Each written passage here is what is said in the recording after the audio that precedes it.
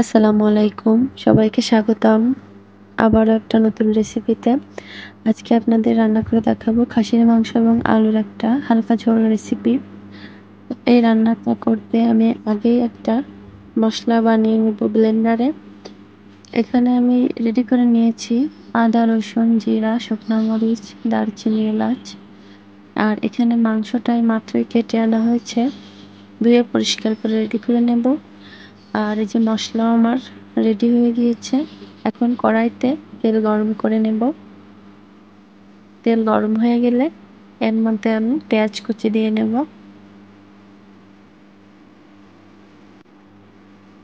পেঁয়াজের পরে এরপর আমি এখানে তেজপাতা দেব কিছু ছিঁড়ে, আর দেব কিছু আস্ত রসুন, আর এখানে দেব কিছু খোসা ছাড়িয়ে রসুনের কোয়া। তো এই রসুনের খোসা ছাড়িয়ে দিলে এটার কিন্তু একটা ফ্লেভার আসে খুব সুন্দর। তো এবার আমি মশলাটা দিয়ে নেব। পেঁয়াজটা হালকা ভাজা ভাজা হয়ে গিয়েছে। এখন এই মশলাটা দিয়ে সুন্দর মতো এটা কষাতে হবে। তেলের উপর মশলাটা ভালোভাবে কষানো হয়ে গেলে এর মধ্যে লবণ দিয়ে নেব পরিমাণ মতো। দিয়ে নেব হলুদ।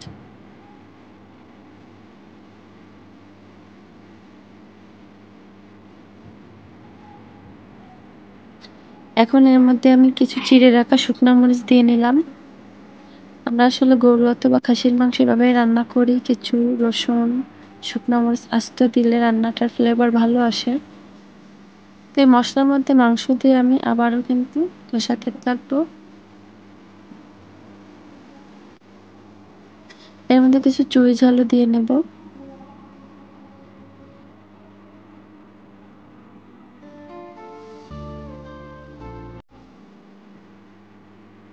এভাবে আমি কোনো পানি না দিয়েই কষাতে থাকবো, কারণ আমার মাংস থেকে কিছুটা পানি বের হবে।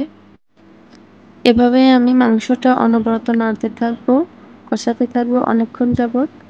তো আরো বেশ কিছুক্ষণ পর এই অবস্থা দেখুন মাংসের রংটা কিন্তু পরিবর্তন হয়েছে এবং হাফ সেদ্ধ হয়ে গিয়েছে। তো আরো কিছুক্ষণ আমি এভাবে কষাবো। মাংসটা যতটা ভালো কষানো হয় এর টেস্টটা কিন্তু ততটা ভালো আসে।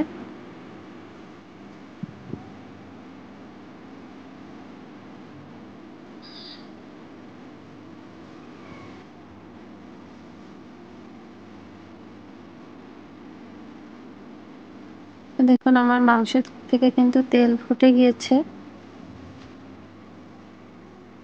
তো এই অবস্থায় এখন এর মধ্যে আলু দিয়ে নেব।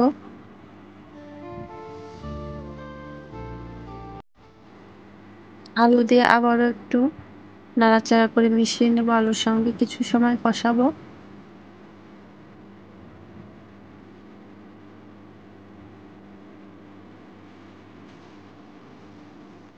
এরপর পানি দিয়ে নেব।